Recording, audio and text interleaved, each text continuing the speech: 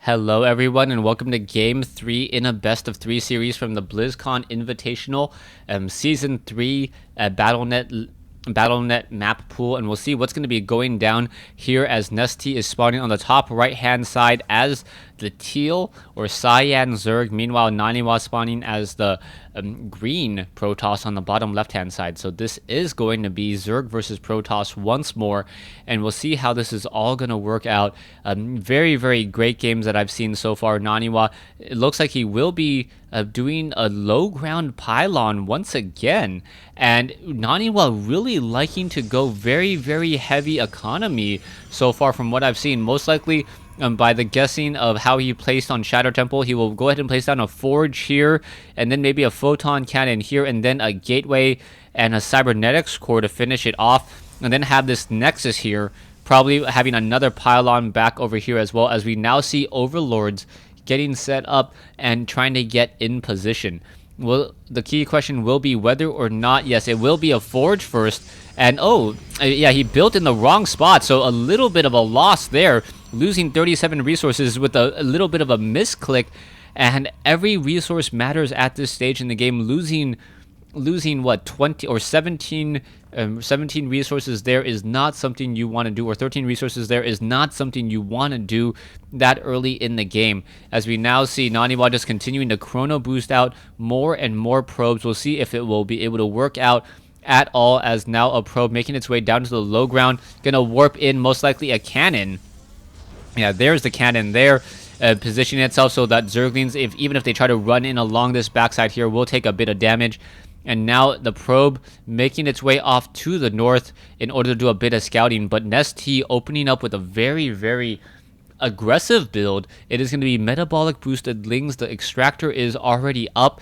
He should be able to get some very close to 100 gas, and then start pulling those drones off of gas, as well as that spawning pool completes. So we're going to get most likely 4 Zerglings and then 1 Queen, standard number of units, as a probe wanders around on the inside to take a look around. He's going to see that it is going to be a much more aggressive build, and we'll see how he responds. We may get perhaps another pylon and a photon cannon. Yeah, there's another pylon right there, and with another pylon right there, he could even place a cannon right here. And this would be very well protected, or even a gateway over here perhaps. You can see that the Overlord does spot the Nexus, but he's not too concerned right now, as the hatchery is already coming into play. 4 Zerglings would not be able to do very much. Naniwa needs to make sure that he sees a hatchery come in, as the probe now wanders around. This probe's days are pretty much numbered unless he's able to escape all the way back home. That is a rather long run, and he's already down to, I believe, 10 hit points by the coloring. 2 more hits and that probe will be destroyed, and that probe's days are just pretty much deciding to back off. So giving a free probe back to Naniwa. Not quite sure what that was about, as we are now going to get in that second photon cannon. As I mentioned, all units will have to pass through this very small gap right here. One Overlord taking 2 shots of damage, and now this Nexus will be completed, finishing off with a cybernetics core here. And now Naniwa is pretty well protected with this front door build, using SimCity to his advantage, making sure that Zerglings are not going to be able to run by at all. Now, inside the base of Naniwa, Naniwa is running off of 2 gas right now. We'll see if that will be effective. He does have a significant economic advantage, 26 probes compared to 16 drones, and a very strong economic advantage. As long as the game goes longer, Naniwa should be in a very nice position. But now Baneling's coming in, so it looks as though Nestea is gonna perhaps go for a Baneling bust. I haven't seen a Baneling bust against a Protoss player in quite some time. It normally is effective against Terran, as the Banelings may be able to run in and get in a lot of damage, but there are photon cannons pretty far back. I'm not quite sure how effective this will be, and we'll see whether or not these 8 little Banelings will be able to find their target. Banelings now making their way in. Another pylon coming in. Banelings coming in, and there goes 1, 2, and so many units have gotten taken down. Banelings are able to slip by, and another Baneling getting destroyed, another Baneling getting destroyed, and the Zerglings were able to execute a run by. That is really bad news, as the Banelings may be able to start splashing in. Oh my goodness, that is just absolute devastation there. 20 worker kills. and I do not believe Naniwa was at all ready for just what happened. 2 probes quickly getting destroyed.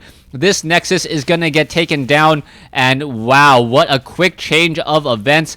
A Sentry and a Stalker now trying to push its way out. More Banelings going to be added, and this poor Sentry has to run for his life. Will he be able to? It looks like he will be able to, as the probes need to go back to work. Harvester count now 12 to 24. And Naniwa executing a very trying to execute a very gutsy build, and Nestea countering with Banelings and Zerglings, a strategy that is normally used against a fast expanding Terran. The Stalkers are now gonna get surrounded once again. There comes a force field as the Stalker does get stuck. This is not looking good. Naniwa needs to try to train up as many probes. He does have the benefit of another Nexus for Chrono Boost, but that is essentially it. And this is not looking good at all. Banelings are starting to take a little bit of damage. Probes are going to come off the mineral line to try to fight back as well. And the Banelings are going to try to perhaps get in some damage there. And it looks like it will be able to... No, is it going to be able to finish it off? Yes, it looks like it will be able to finish out the probes trying to come back in. And 2 Zerglings are left. 1 Zealot now left as well. The Zealot should be able to finish off those Zerglings. But the damage has already been done.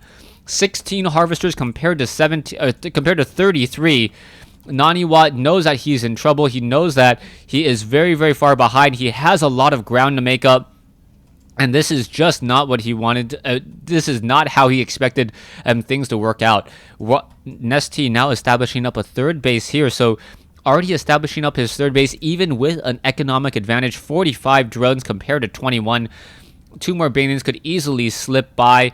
These Banelings dealing 20 or 35 damage versus light. If the photon cannon does bust, oh, there it is, dealing so much damage across the board. Warp gate now being completed, but so many worker kills, 28 worker kills at this stage in the game, and the Zealots don't have very much that they can do. A macro hatch now coming in from Nestea, so Nestea is going to be able to push in with a large number of roaches. He has the queens, he knows he has the advantage, and he can almost just sit back and wait for his economic advantage to really carry him through the rest of the game. You can take a look at the spending and all that. More gateways are coming in. Naniwa perhaps not knowing his exact strategy right now. 7 more drones coming in as well. And it's really going to come down to Naniwa to execute and perfect his next build. Perhaps build a large enough army to fight back. Naniwa knows that he cannot let this game go very long. If he does, this game is going to be very, very bad for him. But you can see that there is a proxy pylon now being set up, and Naniwa going to use everything he has in order to fight back. And you can now see that the destructible rocks have been taken down. Zerglings now coming in as well, as the warp gates have been completed. There you go, getting 3 additional warp gates online to try and reinforce, but there's not that many resources for Naniwa at this stage. Getting in even more Zealots, and we'll see whether or not it will be successful at all, as the Zealots are now trying to push in, perhaps take down this hatchery over here. But now with Roaches joining in on the fight, those Roaches are going to be able to deal so much damage. Even with force fields, Naniwa is in trouble. Roaches with a range of 4 finishing and surrounding all of those Zealots, taking down a couple of those drones, but it's not going to be enough. Now 10 worker kills compared to 29, 52 drones versus 26. More reinforcements coming in, but it's still not looking very, very good for Naniwa at all. A couple more force fields trying to finish this off. A Zealot going to get sniped down. Sentries attempting to run away. More Zealots now being warped in as well. And Zealots and Sentries, the cheapest of the gateway units, just trying to lay down pressure. He knows that the game cannot go long. Is he still training up probes? No, he is not training up any more probes. This is pretty much an all-in effort, continuing to use Warp Gate or Chrono Boost on those Warp Gates to decrease the building times even further. And it looks like Naniwa still has a much smaller army. Mass Roach is now pushing in over here. It looks like those Roaches are going to be able to push in and engage in just a moment. Zerglings now coming in from the far side as well. No more force fields at all. Zerglings going to be able to clean this up. Roaches pushing in there, and there's the GG by Naniwa. Naniwa losing game 3 in this best of 3 series with an impressive Baneling Zergling run by bust of some sort. Thanks for watching. Thanks for listening.